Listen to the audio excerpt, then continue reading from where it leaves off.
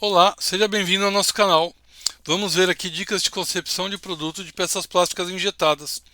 O objetivo principal é compartilhar como conceber o produto que, de forma autônoma, seja capaz de atingir bons resultados de qualidade, os quais muitas vezes dependem de regulagem diferenciada de máquina, parâmetros restritos de processo, complexidade de molde, instalações alternativas, periféricos especiais, dispositivos pós-injeção, etc.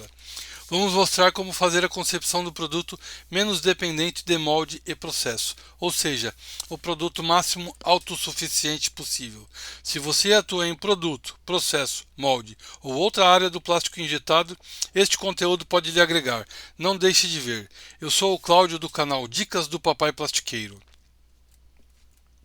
Abordaremos agora a dica número 4 do tema rechupe ou chupagem, lembrando que temos mais de 10 dicas diferentes, algumas já postadas e outras ainda em preparação somente sobre este tema. Vamos lá, relembrando ou para quem ainda não viu a dica anterior e para quem já viu, se preferir, pode adiantar o vídeo, mas não pule, temos informações novas também. Para evitar este defeito, é habitual a utilização da regra chamada 1:3 ou 1/3 da espessura. Esta é aquela regra que diz que a espessura do detalhe técnico, reforço, nervura, parede, porta-clipe, etc., por trás da espessura principal, não pode ultrapassar 1/3 da espessura principal. Explicamos esta regra em detalhes na dica número 1. Se você ainda não viu, não deixe de ver. Esta regra tem uma base teórica confiável, mas mesmo assim ela pode falhar em algumas condições, porque pode ser impactada por outros fatores, como por exemplo por um ou mais dos chamados 6Ms: mão de obra, máquina, material, meio ambiente, método e molde. Veja também na introdução, onde explicamos com alguns detalhes a mais o que são os 6Ms. Seguindo em frente, um excelente começo é conseguir assegurar que a regra de 1/3 da espessura está realmente bem aplicada.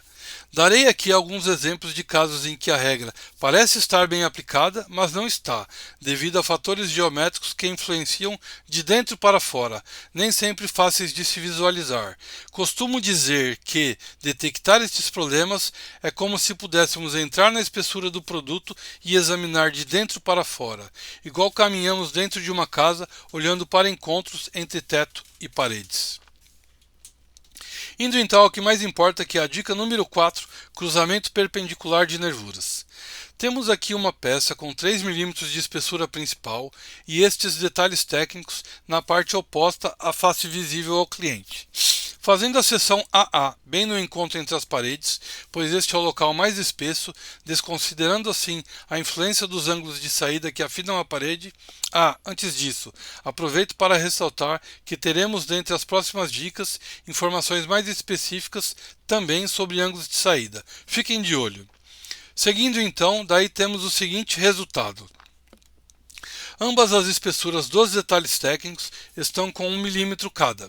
Aparentemente nenhum problema à vista, pois ambas as nervuras estão dentro de 1/3 da espessura principal, correto? Antes de responder, devemos nos aprofundar um pouco mais e olhar de dentro para fora. Se fizermos uma seção circular no cruzamento entre os detalhes técnicos, a resposta correta é não. Note que mesmo com a proporção aparente de 1/3, no encontro das nervuras visualizado na base, a seção circular gera uma dimensão maior e foge à regra em mais 40%, ou seja, certamente teremos o defeito. Vamos então falar de possíveis soluções. Para este caso, mais de uma solução pode resolver o excesso de massa. Deixo aqui 4 exemplos que inclusive podem ser combinados se necessário. Normalmente algum deles poderá servir para o seu produto, a analisar considerando demais requisitos do mesmo, tais como funcionais, de aspecto, etc. Vale ressaltar que normalmente quanto menor e menos complexa for a intervenção adicional, menor será o custo de aplicação. Neste raciocínio, sugerimos sempre usar o justo necessário, para não gerar gastos a mais do que realmente precisamos. Seguindo então, as dicas são: alívio duplo invertido, alívio quádruplo invertido, alívio duplo na mesma face e alívio quádruplo na mesma nervura. A dimensão do alívio deve ser capaz de eliminar o risco de rechupe ou chupagem. Caso o alívio enfraqueça a região, nervuras finas podem ser adicionadas para reestruturar. Se o alívio gerar a necessidade de extração com movimento, gaveta, levantador, segmento móvel, etc., possivelmente aumentando um pouco o investimento, ainda assim é tecnicamente recomendado, mas vale ponderar a situação como um todo. Ou seja, confirmar se realmente a especificação de qualidade para sua peça requer mesmo este nível de exigência, adequando assim caso a caso. Após a aplicação dos alívios, é recomendada a análise reológica, pois eventualmente alguma adequação no sistema de injeção e ou no espessuramento da peça como um todo podem ser necessários, mas isso não deve acrescentar investimento nem prazo.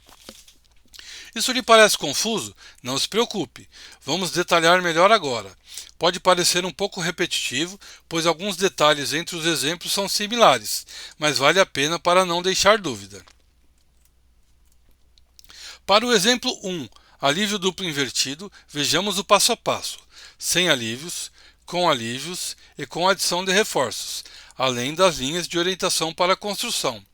Neste caso, os alívios são feitos deixando as espessuras desalinhadas no cruzamento, de forma que as seções circulares não ultrapassem um terço da espessura principal.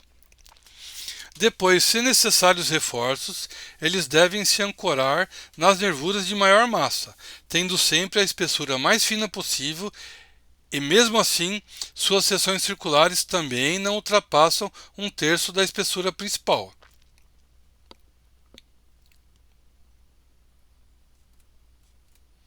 Para o exemplo 2 de alívio quádruplo invertido, repetimos o passo a passo, sem alívios, com alívios e com adição de reforços, além das linhas de orientação para a construção.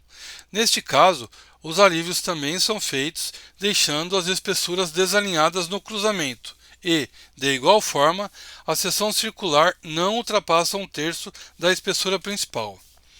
Depois, se necessários reforços, eles sempre devem se ancorar nas nervuras de maior massa, tendo sempre a espessura mais fina possível e, mesmo assim, suas seções circulares também não ultrapassam um terço da espessura principal.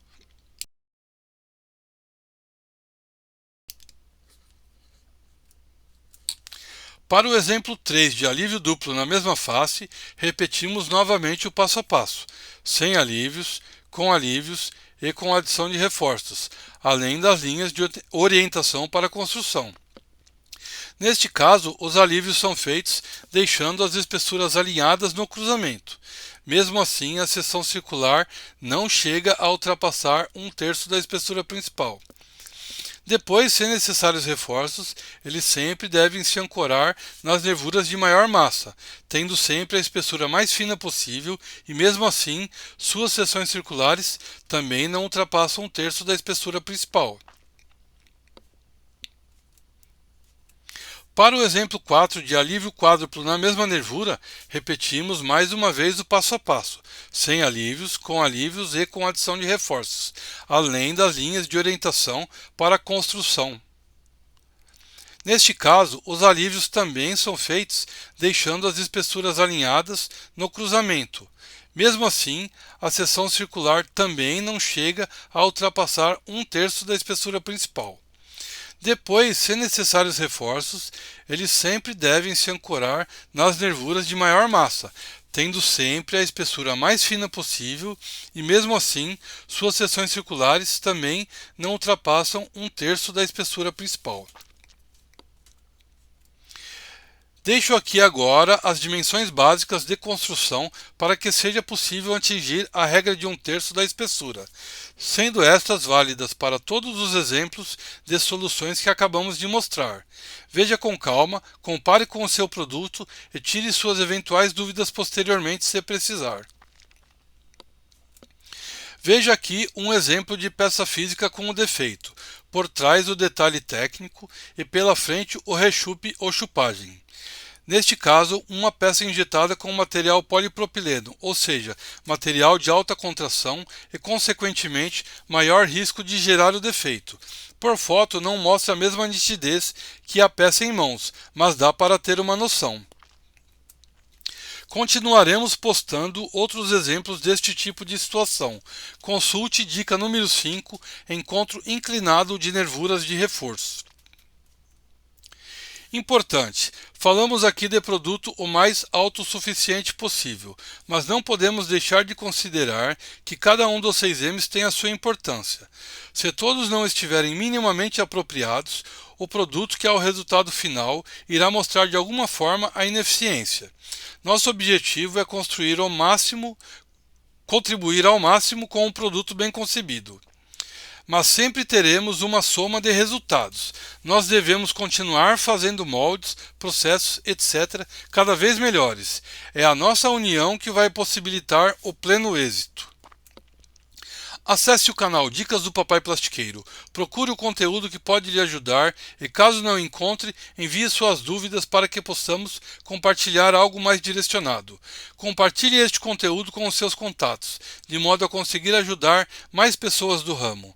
Deixe aqui o seu comentário e seu like para contribuir com a nossa divulgação e melhoria contínua. Convido você também a se inscrever no canal para receber os avisos de nossas novas dicas postadas. Ficamos por aqui. Fique bem e até a próxima.